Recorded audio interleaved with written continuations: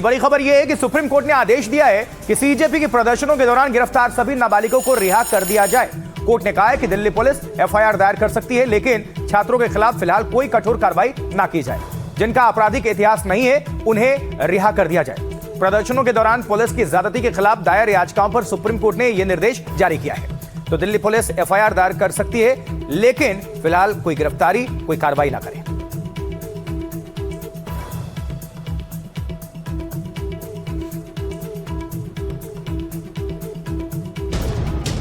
NEET प्रदर्शन के दौरान हिंसा के मामलों की निष्पक्ष और पारदर्शी जांच की जरूरत है, क्योंकि ये प्रदर्शन में घायल 200 से ज्यादा पुलिसकर्मियों की चिंता से जुड़ा मामला भी है। सुप्रीम कोर्ट ने आज की सुनवाई के दौरान ये बातें कही। ये भी कहा कि दिल्ली पुलिस एफआईआर दायर कर सकती है, लेकिन छात्रों के खिलाफ फिलहाल कोई कठोर कार्रवाई न की जाए। 18 साल की कम उम्र के छात्रों को तुरंत रिहा किया जाए।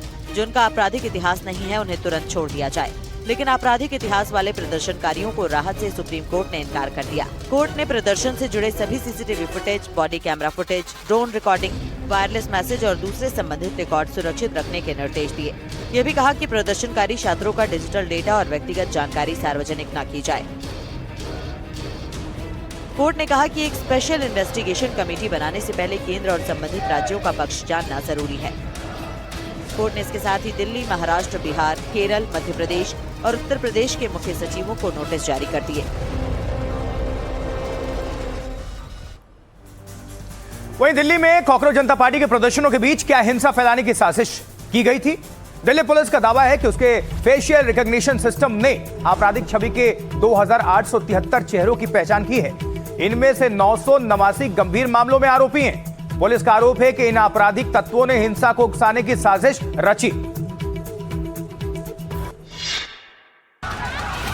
दिल्ली में कॉकरोच जनता पार्टी के प्रदर्शन में क्या हिंसा भड़काने की साजिश की गई थी? क्या युवाओं को उग्र होने के लिए जानबूझकर उकसाया गया था? क्या पेपर स्प्रे और पत्थरबाजी की शुरुआत इस साजिश के तहत हुई थी? दिल्ली पुलिस की एक रिपोर्ट और वीडियो इसी का इशारा कर रही। पुलिस का दावा है कि भीड़ में शामिल लोगों का चेहरा पहचानने वाली तकनीक फेशियल रिकग्निशन सिस्टम यानी एफआरएस के जरिए उनके प्रदर्शन में शामिल सैकड़ों आपराधिक तत्वों की पहचान की। इनमें 2873 ऐसे हैं जो पहले भी आपराधिक गतिविधियों में शामिल रहे।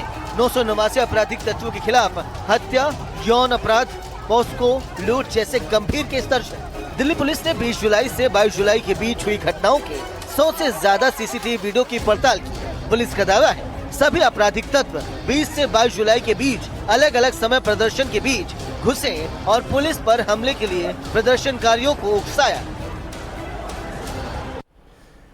तो सवाल यह है कि जंतर मंतर आंदोलन में कितने अपराधी? कुल 2873 चेहरों की पहचान की गई है। इनमें 101 हत्या के आरोपी हैं, 62 हत्या की कोशिश के केस इन पर हैं, 61 रेप के आरोपी इसमें शामिल हैं, 6 पॉक्सो केस के अपराधी इसमें शामिल हैं, 67 ड्रग्स से जुड़े केस हैं इसमें, 284 डकैती लूट केस में आरोपी शिनाख्त किए गए हैं और वहीं 25 महिलाओं से छेड़छाड़ के आरोपी भी हैं, 135 झपटमारी के आरोपी हैं, 19 अपहरण के आरोपी हैं, 229 आर्म्स एक्ट के आरोपी भी इसमें शामिल हैं।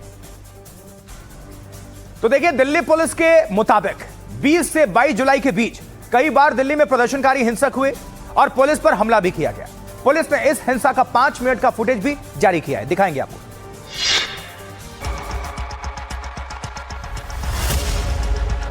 ये रायसीना रोड पर प्रेस क्लब के पीछे का वीडियो है। तब प्रदर्शनकारियों की भारी भीड़ पुलिस के लगाए बैरिकेड्स रौंदते हुए निकली। इनमें ज्यादातर प्रदर्शनकारियों ने बैरिकेड जंप किए, लेकिन कुछ लोगों ने बैरिकेड्स गिरा दिए और भारी हुजूम आगे बढ़ गया। पुलिस के मुताबिक ये 20 जुलाई को संसद मार्ग के पास का वीडियो, जब बैरिकेड तोड़कर भीड़ आगे बढ़ी और कई जगह पथराव करने लगी। दिल्ली पुलिस का दावा है कि उसके जवानों पर जनपथ में भारी पथराव हुआ। भीड़ ने गाड़ियों में तोड़फोड़ की। पुलिस की एक गाड़ी के अंदर पुलिसकर्मी बैठे हुए थे। इसके बावजूद वाहन को नुकसान पहुंचाने और पलटने की कोशिश की गई।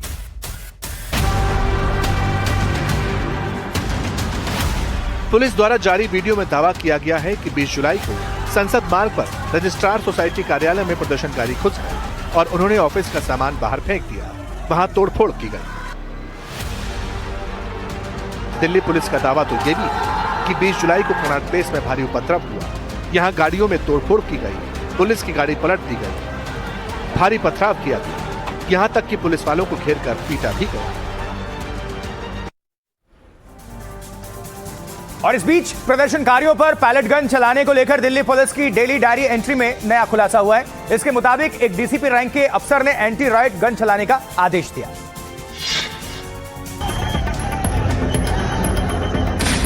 दिल्ली में सीजेपी के प्रदर्शन के दौरान प्रदर्शनकारियों पर पैलेट गन चलाने का मुद्दा तूल पकड़ चुका है। इस मामले में दिल्ली पुलिस की डेली डायरी एंट्री कई खुलासे कर रही है। इसके मुताबिक 20 जुलाई को रैपिड एक्शन फोर्स के एक जवान ने एंटी रॉयट गन यानी ARG से 2 राउंड प्लास्टिक पैलेट फायर किए। ये फायरिंग ड्यूटी पर तैनात दिल्ली पुलिस के एक डीसीपी रैंक के अधिकारी के आदेश पर की गई। उस समय प्रदर्शनकारी संसद भवन जाने पर अड़े हुए थे और उन्होंने बैरिकेड्स तोड़ दिए थे। सूत्रों के मुताबिक ARG का इस्तेमाल सिर्फ कनॉट प्लेस में ही किया गया। यही नहीं, ये सवाल उठ रहा है कि जब पैलेट गन फायरिंग 20 जुलाई को हुई तो डेली डायरी में इसकी एंट्री 22 जुलाई को क्यों करवाई गई? बहन हाथ जोड़ रही है, उसके लग गई है, उसके लग गई है, उसके लग गई है, इसने गोली चला दे भाई। खास बात यह है कि दिल्ली पुलिस पैलेट गन के इस्तेमाल से इनकार कर चुकी है।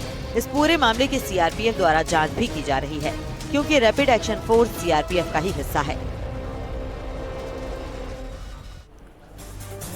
तो पैलेट गन पर NDTV के खुलासे पर विस्तार से आपको जानकारी पहुंचा दे। देखिए, जो दिल्ली पुलिस की है उसकी डेली डायरी एंट्री में क्या दर्ज है। 20 जुलाई के विरोध प्रदर्शन का रिकॉर्ड हुआ। RF ने एंटी रॉयट गन ARG का इस्तेमाल किया। ARG से कितनी फायरिंग हुई? प्लास्टिक पैलेट के 2 राउंड फायर किए गए। RF के एक जवान ने यह फायरिंग की। किसके आदेश पर यह चली ARG? डीसीपी रैंक के अधिकारी के आदेश पर यह फायरिंग हुई। कानून व्यवस्था ड्यूटी के दौरान यह कार्रवाई हुई। डीडी एंट्री में और क्या दर्ज है? 55 नॉन इलेक्ट्रिकल शेल इस्तेमाल हुए, 15 इलेक्ट्रिक शेल इस्तेमाल हुए, 5 टीयर स्मोक ग्रेनेड इस्तेमाल हुआ, 2 बैलिस्टिक कार्ट्रिज इस्तेमाल हुआ। ARG कहां चली? तो कनॉट प्लेस में ARG का इस्तेमाल हुआ। सूत्र बता रहे हैं पूरे प्रदर्शन में सिर्फ एक बार ही ARG चली है। दिल्ली पुलिस के दावे पर यह सवाल हुआ। पहले पैलेट गन इस्तेमाल से इनकार किया गया था। डीडी एंट्री में पैलेट फायरिंग का रिकॉर्ड दर्ज है, सूत्र बता रहे हैं। और इसी बीच अभिनेत्री और भारतीय जनता पार्टी के सांसद कंगना रनौत ने सीजेपी के प्रदर्शन में छात्रों की भाषा और व्यवहार की तीखी निंदा की है। उन्होंने कहा कि इतनी भद्दी चीजें उन्होंने पहले कभी नहीं देखी, नहीं सुनी। उधर विपक्ष ने कंगना को ही नसीहत दे दी है। दिल्ली के जंतर मंतर पर कांग्रेस जनता पार्टी के प्रदर्शन से अभिनेत्री और बीजेपी सांसद कंगना रनौत को काफी शिकायतें। कंगना ने इंस्टाग्राम पर अपने एक पोस्ट में लिखा है कि उन्होंने इतनी भद्दी चीजें पहले कभी नहीं देखी, इतनी बदसलूकी कभी नहीं देखी। प्रदर्शन की भी भाषा बेहद खराब है। इनकी परवरिश कौन कर रहा है? खुद को कॉकरोच कहते हैं और वैसा ही व्यवहार किया। ये दुनिया में गंदगी और भद्दापन फैला रहे। मुझे अब डिजिटल डिटॉक्स की जरूरत है। कंगना की इस प्रतिक्रिया पर विपक्ष के सांसदों ने प्रतिक्रिया देने में देरी नहीं की। आदमी को अपने अंदर देखना चाहिए, वो अपने अंदर देखें कि वो क्या है, फिर दूसरों के ऊपर इल्जाम लगाएं। उनको कोई सीरियसली नहीं लेता, उनको कोई स्टूडेंट मूवमेंट का, स्टूडेंट्स एजुटेशन का, डेमोक्रेटिक प्रोसेस का, डेमोक्रेटिक वे ऑफ लाइफ का उनको कोई ज्ञान है क्या? साउथ इंडियन है, ये कंडेमनेबल है। कंगना रनावत को हर मर्तबा इस तरह की बकवास करने की आदत हो। तो पक्ष और विपक्ष अपने अपने हिसाब से संतुलित बयान जारी कर रहा है। वहीं विपक्ष हमलावर, वहीं पक्ष की तरफ से लगातार विपक्ष को भी घेरने की कोशिश हो रही है। आगे बढ़ते हैं, अगली बड़ी खबर की बात करते हैं। पीओके के मीरपुर में पाकिस्तानी रेंजर्स की बर्बरता सामने आई है, जहां वेस्ट सड़क पर अंधाधुंध फायरिंग करने का मामला सामने आया है। 12 लोगों के मारे जाने की खबर है और 50 से ज्यादा इसमें घायल हो चुके हैं। मीरपुर की सड़क पर लाशें ही लाशें बताई जा रही हैं। JAAC कोर कमेटी के सदस्य उमर नजीर कश्मीरी के भाई की हत्या भी हो गई है। ये मीरपुर में अंधाधुंध फायरिंग, जहां पाक रेंजर्स की बर्बरता सामने आई है। देखिए जरा।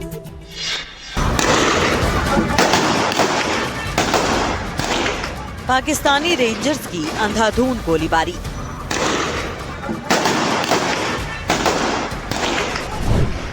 जान बचाने के लिए भागते लोग। चंद लम्हों में ही यहां लाशों का अंबार लग गया। ये भयानक मंजर है पाकिस्तान अधिकृत कश्मीर के मीरपुर का। पाकिस्तानी रेंजर्स लगातार निहत्थे लोगों पर फायरिंग कर रहे हैं। सड़कों पर बिखरी पड़ी मोटरसाइकिलें और चारों तरफ फैला खून पाकिस्तान की उस बर्बरता की खुली गवाही दे रहे हैं जो अपने ही नागरिकों पर ढा रही है। मीरपुर में हुए इस हमले में 12 लोगों की मौत हो चुकी है, जबकि 50 से ज्यादा लोग गंभीर रूप से घायल हैं। रावलाकोट में भी पाकिस्तानी सेना के क्रैकडाउन के दौरान ज्वाइंट अवामी एक्शन कमेटी के प्रवक्ता उमर नजीर के भाई उस्मान नजीर को भी मौत के घाट उतार दिया गया।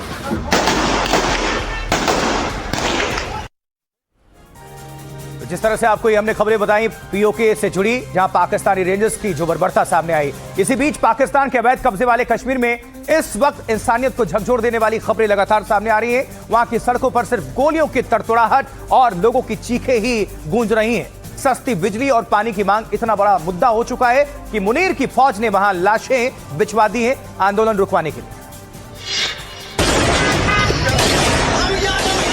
गोलियों की आवाजें और बारूद का धुआं, ये तस्वीरें किसी युद्ध क्षेत्र की नहीं बल्कि पाकिस्तान के अवैध कब्जे वाले कश्मीर के रावलाकोट की।